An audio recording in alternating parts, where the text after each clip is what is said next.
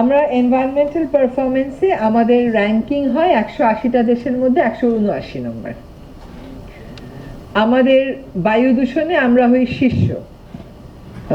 বেশ কয়েকজন আমাকে ফেসবুকে অভিনন্দন জানাচ্ছেন, আমার আমলে নাকি আমরা 1 নম্বর হয়েছি।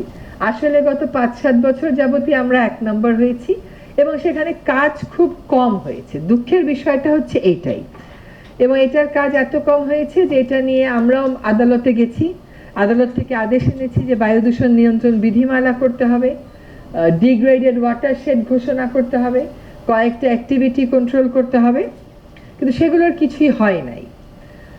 ফলে আমি বলছি যে বায়ু দূষণ নিয়ন্ত্রণের কার্যক্রম শুরুর দায়িত্ব আমি নিব, কিন্তু বায়ু দূষণের দায় আমি নিতে পারবো না।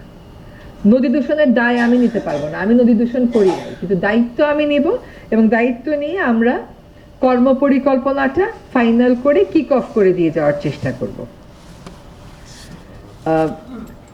এখন আমার পারফরমেন্স খারাপ, আমার বায়ু দূষণ খারাপ, আমি বলতে বাংলাদেশ বলছি, বায়ু দূষণের আমি 1 নম্বর হচ্ছি। বন উজাড়ে বৈশ্বিক হার হচ্ছে 1.3, আমার হচ্ছে 2.6। মানে গ্লোবাল যে গড় বন উজাড়ের, তার থেকে দ্বিগুণে আছি আমি।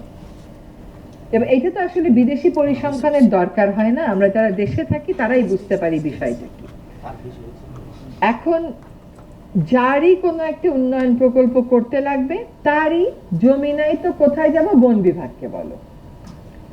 আর বন বিভাগও অভ্যন্তরীণ দুর্বলতার কারণে নিজের অবস্থানটাকে এতই নিচে নামিয়েছে যে সে যে শক্ত করে দাঁড়িয়ে কথা বলবে সেই মেরুদণ্ড তার আর নেই। এখন যদি আপনি কৃষি জমির দিকে তাকান, দেখবেন কৃষি জমিতে বলা হচ্ছে যে যেইভাবে করে বাংলাদেশে কৃষি জমি উজাড় হচ্ছে, পরিবেশ অধিদপ্তর বলছে 2050 সাল, আর soil research and development institute বলছে 2070 সালের পরে বাংলাদেশে আর কৃষি জমি থাকবে না।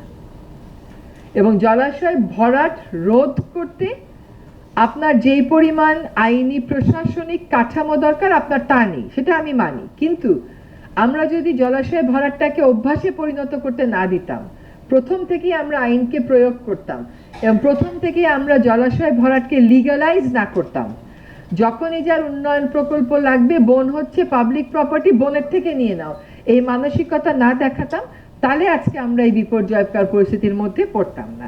কিন্তু বিপর্যয়ের গল্প আর বলে লাভ নেই, সামনে তো আমাদের এগিয়ে যেতে হবে, আমরা চলেন এগিয়ে যাওয়ার গল্প বলি।